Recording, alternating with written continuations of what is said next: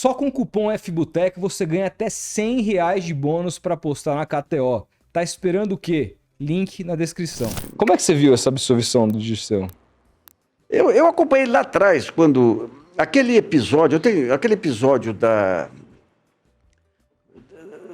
daquela... Como é que chama aquele deputado que faz a denúncia contra ele lá? O Roberto Jefferson? Aquela foi a maior fake news da... Eu tenho, no caso Veja, eu conto em detalhes aquilo lá. Aquilo lá você tinha o Carlinhos Cachoeira, que era parceiro da Veja. O Carlinhos queria espaço nos Correios e dentro desse presidencialismo de coalizão, os Correios tinham ficado com o Roberto Jefferson. Daí ele planeja, com o auxílio do diretor de redação da Veja, da sucursal, ele planeja uma gravação de uma propina para um cara que era terceiro escalão dos Correios. Era uma propina de R$5 mil, não tinha nada a ver com... Daí eles fazem uma primeira gravação, o Carlinhos Cachoeira empresta lá os arapongas dele, faz uma primeira gravação, leva para o cara da Veja, o cara fala, não tá boa ainda, faz outra. Daí eles fazem uma outra gravação e divulgam, daí o Roberto Jefferson, louco da vida, achando que era o Dirceu que tinha aprontado, dá uma entrevista, sem prova nenhuma, diz que o PT estava comprando votos para... O que o PT estava fazendo... Aí que tá o negócio, o Dirceu era a favor de um pacto com o MDB. E o Lula não queria, o Lula queria juntar os partidos pequenos lá. Só que para juntar os partidos pequenos ele tinha que bancar os custos de campanha dos partidos. Então aquele dinheiro lá do mensalão era custo de campanha, que não é irregular. Daí fizeram aquele carnaval, já vinha a Veja com todo aquele angu lá, o Supremo já com o Joaquim Barbosa querendo ser o salvador da pátria lá. E ali começa o desmanche das instituições, né? Logo em seguida vem o mensalão. O mensalão foi o maior absurdo jurídico da história do país. Talvez só o caso da Anita Prestes lá, da Olga Benário lá, que... nesse meu livro eu detalho bem lá. Você tinha 3 laudos mostrando que não houve desvio da VisaNet. Que o dinheiro foi gasto com promoção de cartão de crédito. E foi gasto com quem? Com a Abril, com a Veja, com a Globo. E o Joaquim Barbosa esconde isso, decreta sigilo e faz todo o angu em cima de uma notícia falsa. Então ali o mensalão foi uma fake news, então? O mensalão foi uma fake news? Uma mentira total. Total. Na época, no GGN, nós fizemos várias matérias. Eu conversei com um diretor do Banco do Brasil, eles não gostavam do Pisolato. O Pisolato era um cara inconveniente. Ele falava que o Pisolato não tinha poder de decisão nem no Banco do Brasil. Agora, quando você vai na VisaNet, a VisaNet era uma sociedade do Bradesco, Itaú, Banco do Brasil. Ele tinha menos ascendência ainda. Aí o que acontece? Eles achavam que o dinheiro tinha ido para o Marcos Valério. Criam todo aquele angu. Eu conversei com esse diretor do Banco do Brasil, ele falou, gente, para poder lançar no balanço como despesa, eu tenho que comprovar que aquela despesa foi feita. Eles contrataram o maior escritório de advocacia aqui de São Paulo, que foi lá e comprovou que tudo foi feito. E mesmo assim, o Joaquim Barbosa esconde esse negócio todo e faz aquele angu todo que... Mas o erro maior do PT foi não ter percebido que aquele tipo de jogada era o caminho para o golpe. O Getúlio, quando caiu lá atrás, foi uma CPI da última hora, para provar que a última hora recebeu favores. E os getulistas apoiaram a CPI porque iam provar que os outros jornais receberam mais ainda. Só que a CPI gerava notícias diárias e quem tinha o controle da divulgação eram os grandes jornais. Ou seja, o contexto eles que escolhiam. Eles que escolhiam. Foi o que ocorreu com o mensalão. E por que a Veja sumiu? Acabou a Veja? A Veja, eu enfrentei a Veja. Eu saí da Folha na época com um blog, eu enfrentei a Veja. Sim. Eu tenho 500 páginas, eles contrataram o Reinaldo Azevedo especificamente para me atacar. Eu tenho 500 páginas de ataques a ele, a minha família. E o maior desafio que você tem é não rebater no mesmo nível lá. Uhum. E eu comecei a fazer uma série denunciando as coisas da Veja. O Roberto Tivita, ele, quando... os jornais, de uma maneira geral, dos anos 90, foram os anos de maior lucro dos jornais e revistas. Tinham publicidade nacional, publicidade local e tudo. E eles se endividam para dar o salto seguinte. Daí vem a marxismo-valorização do Fernando Henrique, quebra os jornais, e vem a internet que quebra as barreiras de entrada para os outros grupos. Eles perdem o rumo. Daí o Roberto Tivita, isso aí o modelo de negócios entra em pane. Daí jornais mais sérios tentam buscar outras alternativas, montar editora, montar seminários. O Roberto Tivita vai nos Estados Unidos e pega o modelo Murdoch, da Fox News. Ou seja, vamos ser o poder político. Não queremos ser o grupo que apoia o partido A ou B, nós queremos ser o poder político. Porque daí a gente impede a entrada de concorrentes. E daí começa com o chamado jornalismo de esgoto em 2005. Aquelas capas, né? Aquelas capas malucas, né? Cuba mandando dinheiro em garrafa de rum. E tudo isso, a gente tinha meia dúzia de blogs, a gente... Em meio-dia você destruía isso, porque eram coisas inverossímeis. Daí o que eles fazem? Quando surge o mensalão, você tem a informação diária filtrada por eles aí. E o Roberto Tivita entra no momento em que o Frias tinha morrido, Roberto Marinho morrido, então ele fica o guru de todos os herdeiros lá, né? E monta um cartel. Monta um cartel para queremos ser poder aí. E se ferram, né? Porque alguns anos depois a maior publicidade brasileira já era do Google, já era da Facebook, já era... Não adiantou nada, né? E aí é difícil, né? Porque isso vai minando a imagem de um cara que do primeiro para o segundo mandato, até do segundo, quando ele não podia mais se reeleger, tinha uma aprovação altíssima. E assim, o que a gente vê é muitos brasileiros acham que o Lula, que é tão respeitado lá fora, é um dos maiores criminosos da história desse país. Inacreditável. E que é muito...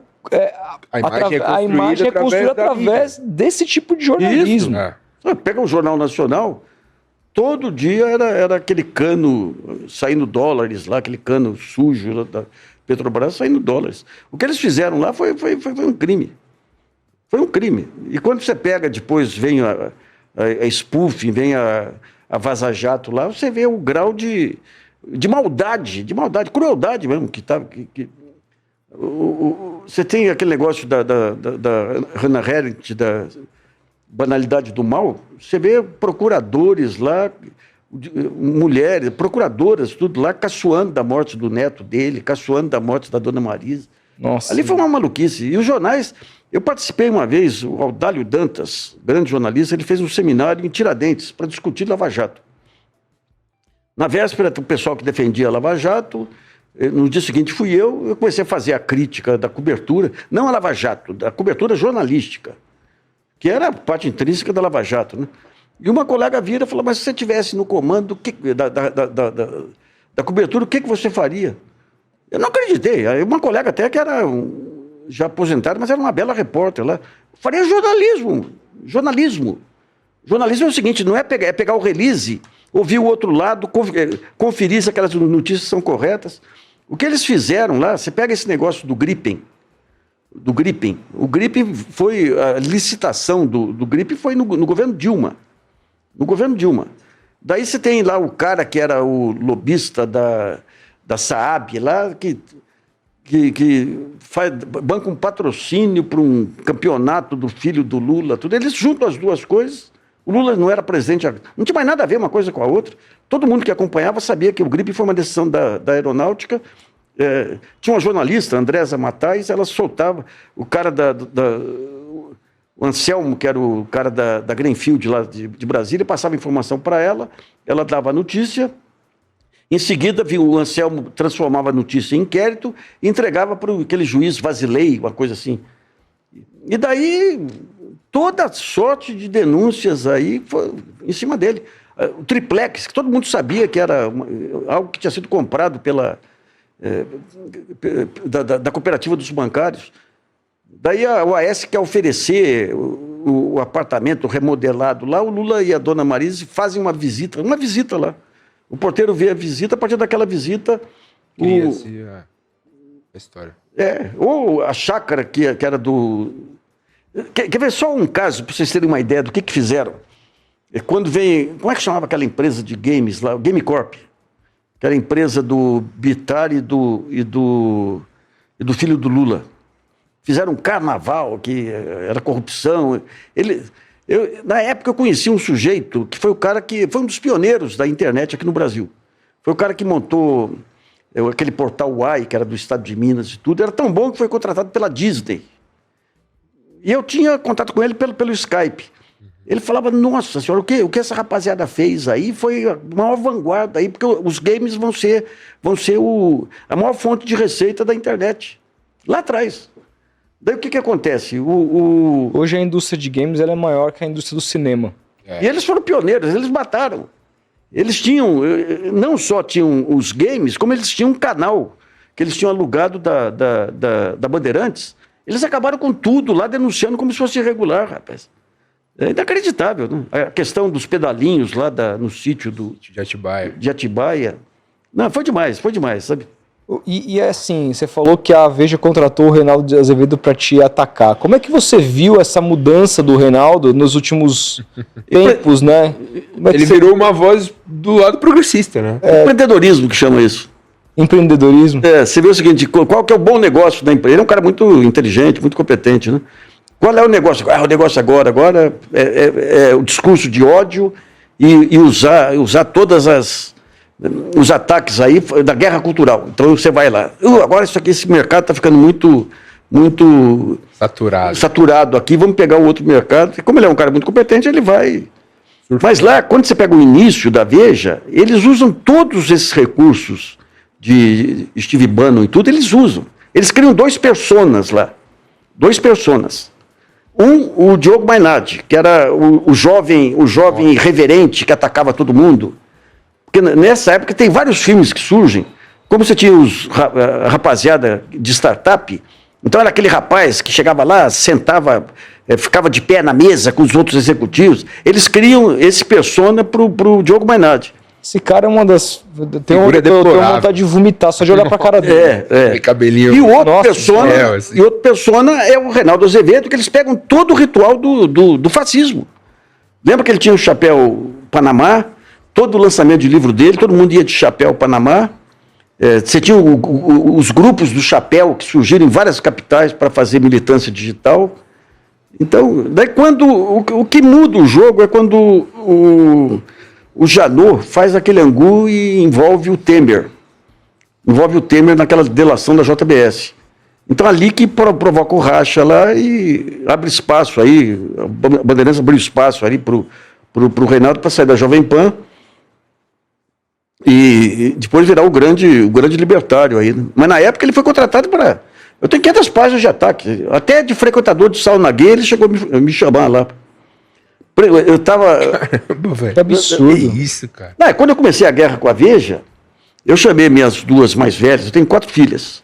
Chamei as mais velhas e a esposa. Então eu falei, olha, eu vou começar uma guerra que vai afetar todo mundo. Então eu estou avisando vocês. E a minha filha mais velha falou, pai, se você não entrar, você morre. Então, E as caçulas, que tinham 9, 10 anos. Legal. Na época nós éramos 4 blogs, tudo. Então era tudo concentrado os ataques. Eu lembro uma vez que a ex-esposa do Franklin Martins, que era psicóloga, falou, puta, eu ficava tentando imaginar como é que você aguentava tanta pancadaria. Mas na época a internet era mais fechada e você tinha o abraço dos leitores. Eu lembro uma vez chegando lá, daí o cara põe um comentário lá, Nassif, não desanima não, eu tenho uma bicicleta aqui, eu vou fazer uma rifa aí para te ajudar. Nassif, eu e minha esposa rezamos diariamente para você. Tinha uma senhora aí, que a filha era especialista em diário oficial aqui de São Paulo, que rezava todo dia. Então mas os ataques eram terríveis, rapaz.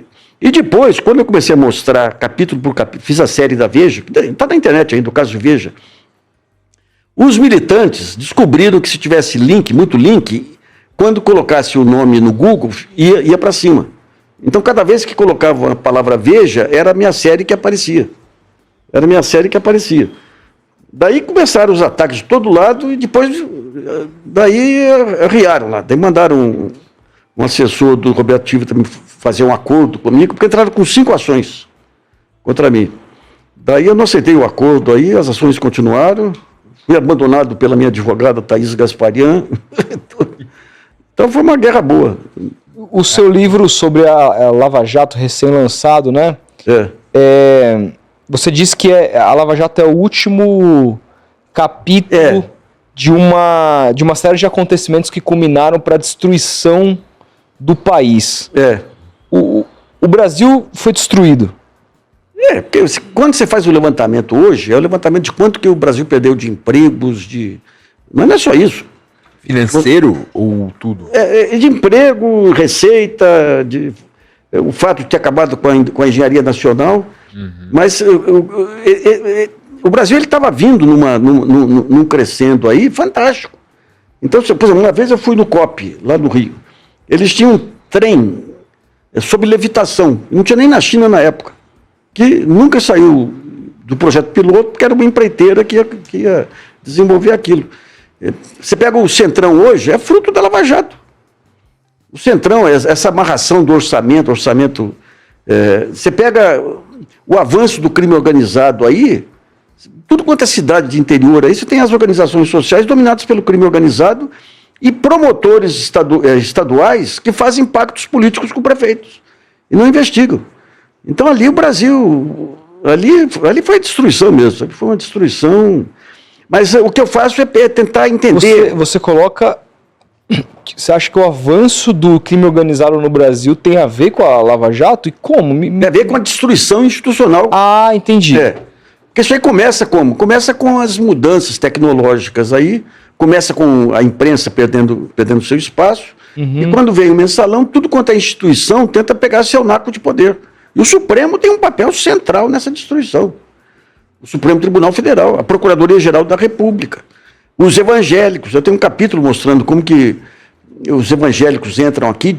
Lá atrás, quando o Rockefeller vem aqui no Brasil e leva para os Estados Unidos a proposta de trazer uma religião que atendesse, digamos, ao misticismo brasileiro, mas em cima dos valores do capitalismo. E daí tem o pacto com o João Paulo II, que acaba com a teologia da libertação aqui. Eu pego o Departamento de Estado, eu tenho um capítulo inteiro sobre como o Departamento de Estado atuou no Brasil. Depois você pega aqueles grupos ligados assim, naquela zona limítrofe do crime, a Associação dos Rifles dos Estados Unidos, você tem a máfia dos jogos de Las Vegas, a máfia da mineração, a maneira como esses grupos passam a bancar militância por aqui. Então é de todo lado, os militares aí, com a ultradireita entrando nos militares. Então é muita coisa, não é só... A Lava Jato você já tinha o ambiente todo deteriorado. Não dá para acreditar que um juiz limitado que nem Sérgio Moro e um deslumbrado que nem o Dallagnol tenham feito tudo isso. Eles começam em 89... Tem um seminário aqui no... Não, 90... Não, desculpe, gente, 2009. Você tem um seminário aqui em São Paulo bancado pelo Departamento de Justiça americano, onde o palestrante era o Sérgio Moro, que já tinha sido cooptado.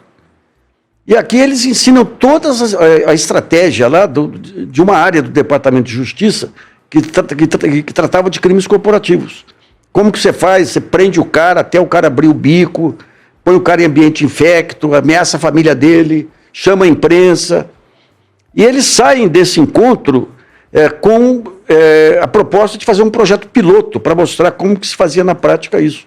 Você tem que pegar o chefe da turma, ou seja, se for para derrubar um governo, tem que ir direto no presidente da República. E isso aí é o piloto da Lava Jato. É o piloto da Lava Jato. Eu tenho um vídeo, uma série que nós fizemos aí, a Lava Jato lá do B, que a gente conta direitinho como que foi essa influência do Departamento de Estado sobre a Lava Jato, né?